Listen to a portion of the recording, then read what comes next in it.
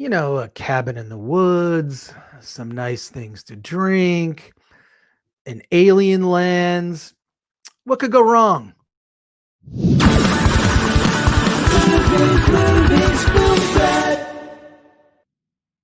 Welcome to the Film Threat Podcast. I am Chris Gore, and let's talk to director Stephen Ohl today about his movie Useless Humans. Useless Humans, which is, I described, before we started recording, I described it as a stoner sci-fi film. It definitely has that like fun vibe. I mean, I'm a huge fan of indie sci-fi. I just think that there's much more freedom in that. There's not as much pressure if you're, say, making a Star Wars movie where you have to check a bunch of boxes. It's super fun. You set up the situation beautifully. All these old friends getting together for a birthday party in the middle of the woods. There's a lot to drink. And aliens just happen to fall into the mix. Where did this come from? How did you put this project together? And I want to get into talking about some of the just bizarre special effects sequences too. But tell us how the project all came together. Cool. Yeah. First of all, Chris, thanks for having me. I really appreciate it. I was listening to some of your podcasts this morning, and you're clearly a film lover and have a lot of informed knowledge on the subject. So thank you, man. Well, thank you. I like to think I have eclectic taste, which means I can appreciate your Oscar film and your movies that go for awards and Useless Humans. But tell us how you put this all together. Yeah. This whole project, how did it come together? Absolutely. And I'm the same way as you. I want to make every type of film, essentially. I don't want to just stick to one genre. So I'm all over the place. And I'm excited to have cut my teeth on an indie horror sci-fi. It seems to be like the normal birthright for a first-time director. So I was happy to take on the challenge.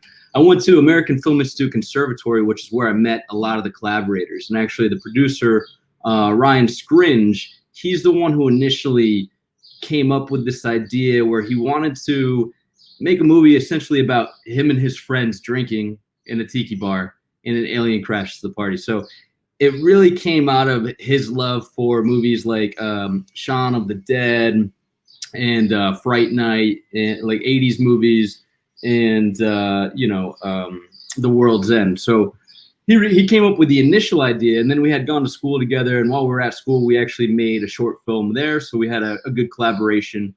And, after he wrote the initial story and script, he came to me, and he came to a writer friend, also went to AFI, George Kane, and he asked us to do a rewrite. And so we spent about 6 months doing a rewrite of that. And completely kind of changed everything. I kind of brought myself to it, and George did as well. And we worked on that for a while. And then after that, we wanted to workshop the script a little more. So we brought on two more writers, Kevin Hamadani and Travis Betts. And they did some more work on it while I went into pre-production, because within 6 months, within 3 months, we were going to be shooting. So I had to kind of step into the directing role of writing and then go into the pre-production. And then we made the movie essentially 3 months after that. So that's kind of the origin of it. You make it sound so easy. We just did this, we did that, and then we just did it. I know it's not, I know from experience, it's not all that easy, but in terms of like the writing process and getting to, there's a lot of offensive humor in this. Oh, good. film. And can I just say, thank you. Good. Thank you, because dude, we have become as a culture so uptight. It's kind of actually gotten irritating. Yeah. And what I love about the film is you're not afraid to go there. I mean, it's like, look, clearly you're having fun. Mm-hmm. Clearly the offensive humor is it kind of reminds me of like an old stoner comedy. You know what I mean? Right. Like this is a movie I would stumble on late night and just go, well, I can't believe they did that. I can't believe they did that. I can't stop watching this. So was there, when you were putting together a lot of the jokes, did you kind of pull punches? Did you think for a second, like, oh, no, we can't go there? But I'm first of all, I appreciate that you did, but did you really think about the current like social climate and think maybe we shouldn't, do jokes like this or whatnot? Yeah, absolutely. Now more than ever, it does feel like, there's this PC kind of culture that it's getting to a place where I'm a little afraid of, censorship of free speech, so, and especially when it comes to comedy, like, I mean, stand-up comedy has never been more important, and neither has comedy in general, right? But I feel like because movies, like a stand-up comedian, it's one guy, he could get up there and say whatever he wants and take the backlash for it. But when you get studio movies and comedies, they're so afraid to offend anyone nowadays that it's got to be on your mind the whole time. And when you're writing, yeah, it's on your, it's hard not to. Like, I want to just write what's funny the first time around, right? And then if we get notes and people say peel this back, or we're really getting into a discussion, or like maybe this is too offensive, then we'll peel it back. But at the end of the day, I almost wish that we could have even taken it farther and made it more offensive. But I don't know about making it more offensive, but just have the liberty to make light of things and tell jokes. And we pushed it, but we still always were riding that line. But that being said, I always feel like it's if you're coming from a good place and it's strictly for the joke and the tone of how you're doing it, I think you could get away with anything, right? And it not be offensive. Like, I hope no one watches this movie. Well, that's not true. I have this thing where I don't think you're making art if someone's not offended by it, right?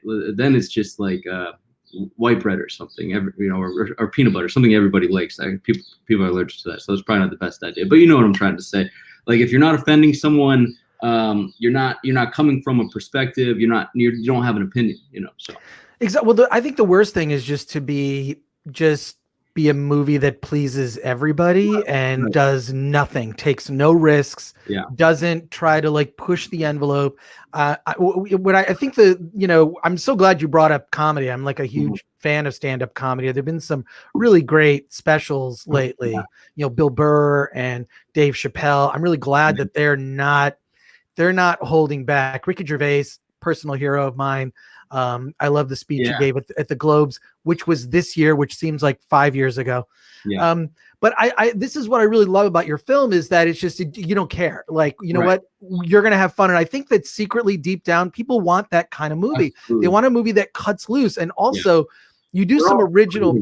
We're all craving it now more than ever. I think we're craving it because, and I think the worst part is that someone like yourself that's a creative has to even like think for a minute that you might have to hold back. That I think is the problem, is that if you're in fear that like, oh, if I make this joke, I don't know. I mean, clearly I think there are limits, right, of like what you can do in terms of you're getting a wide commercial release for your movie. There's just certain things, you're not going to have, there's not going to be double penetration in your movie. That's all I could say. That's not going to happen. But you know what I'm saying? Like in like you walk, there's a line. Yeah. But Useless Humans, you walk into it going like, okay, you know what it is. Super fun sci-fi comedy. What I do love is the alien in the movie. I want to talk about the alien and the effects. You kind of do this cool thing that I haven't really seen used in a genre movie before, which is this teleportation thing, which adds like a really effed up element. And the characters, I don't want to give anything away on the last half of the movie, but like there's this whole, it presents like a problem we haven't actually seen. And then the characters in the movie, this is the thing I find really fun. The characters are just doing the thing. You're like, no, do this. No, do the, like, so how much fun was that to work with the mostly practical effects, at least from what I could tell, and then kind of mixing it with like just some bizarre, I don't want to get, the one thing I do want to talk about, the part of their plan is to get the alien drunk, which I think is super, super fun. But tell me what it was like to deal with those, practical effects, and then also the cast and clear. It looks like you guys were just having fun is all I want to say. Yeah. I think a lot of other people were having fun. I might not have always been having fun, but just to finish the comedy aspect and the offensive stuff, just to add on to that, I also think the important thing is to make fun of everybody, right? To make fun of all sides. And that's something we do in the movie as well. We don't just pick on one group or one political party. Like, I mean, not even that much. But my point is I really wanted to make fun of everybody and not have it be one-sided. And I think that, that's a form of equality as well. As far as the graphics go, I mean, the special effects and the alien goes, yeah, man. I mean, going into this project, that was my biggest concern. At the end of the day, a monster movie is still just a guy in a suit. So it's kind of like I had to lean into it and embrace it. but then work with autonomous effects to really create something that I thought was unique, which was really setting up the glowing headlights, and which you'll see in the film, and kind of just working on the look of the alien. I wanted it to be familiar, kind of like, I wanted it to be like the classic mythology of aliens, like the Greys, right? But I wanted to add on to it and do something that could be unique and different. And then as far as the teleportation goes, when you're setting out to make a low budget film, my head always goes to what can I do easily that kind of is like a good magic trick or a good special effect that I could do cheaply. And I thought back to my film school days, and teleportation or cutting the image and having someone disappear from it was one of the first effects that was discovered in the 1920s, essentially, when Edison was making films in his Black Maria studio or whatever it was.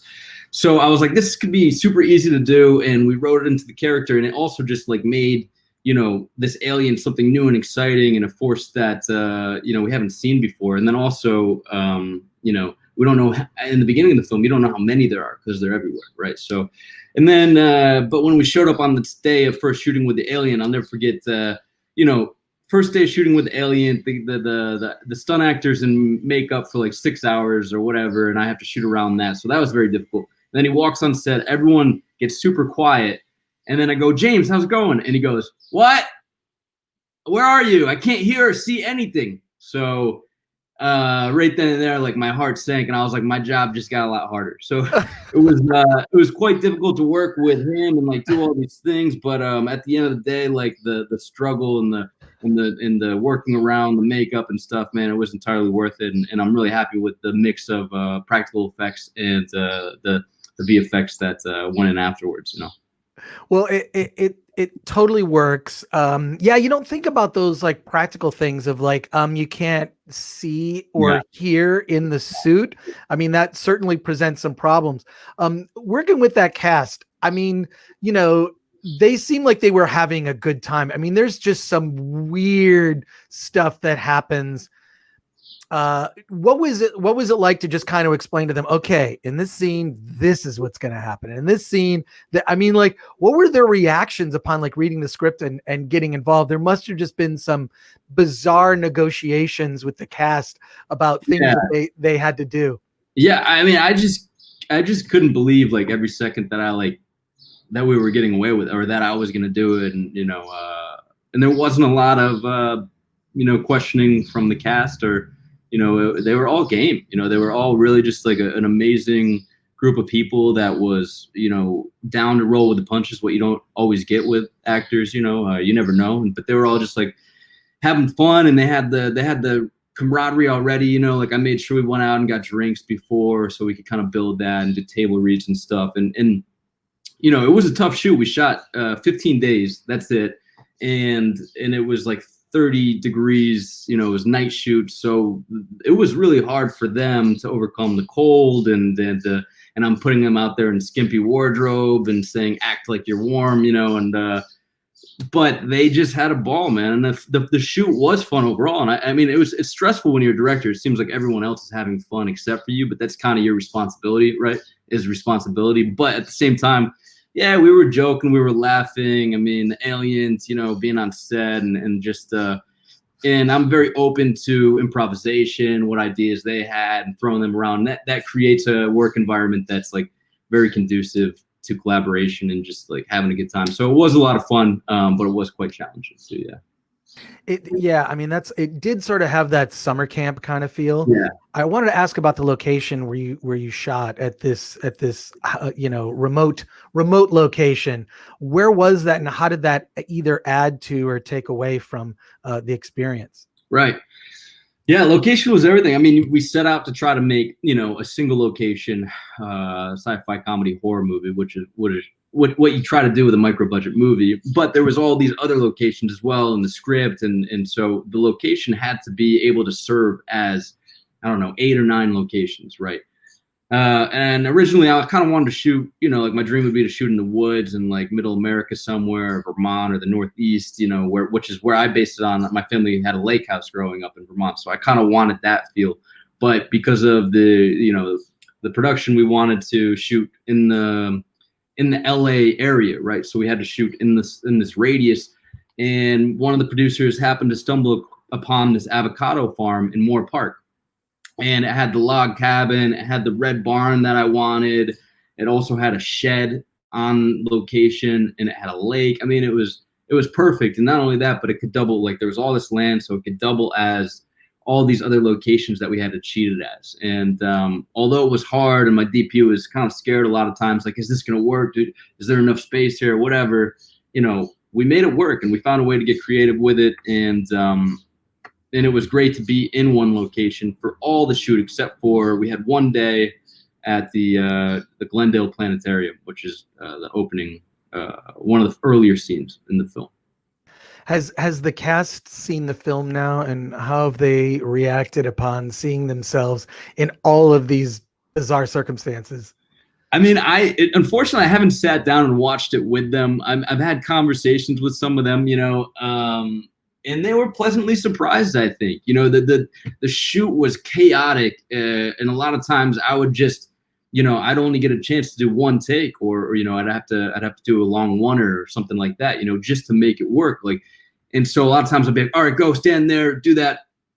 Okay, that's it, moving on, you know. And so I think that was very hard for them and very scary, you know, because they totally had to trust that I knew what I was doing and that I was getting it. And I don't think they always knew, but then when they saw the film, I think they've been pleasantly surprised, and I think they're all, you know, pretty fond of what they did in it, and they should be, because, you know, they work really well and they're funny. Well, I have to say, your movie knows what it is. It's a stoner sci-fi horror comedy, Yeah. which is a lot of fun. Useless Humans.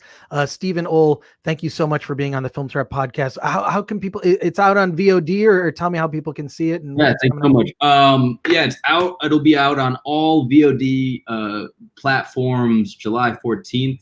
And anywhere you can get on-demand movies, you can see it there. The trailer's up online in a number of different places. Go to YouTube, and then StephenOhl.com if you want to check out my other work. And then Kanogo Pictures is the production company behind Useless Humans, and they'll have some more films coming out as well, so you can check out their website. Thanks a lot, Chris, for having me. I really appreciate it.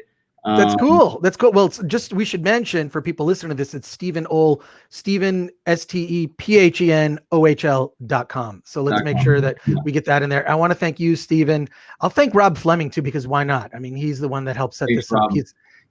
And then I also want to thank our sponsor, Storyblocks. Go to storyblocks.com/film threat. That's how we're able to bring you the Film Threat podcast.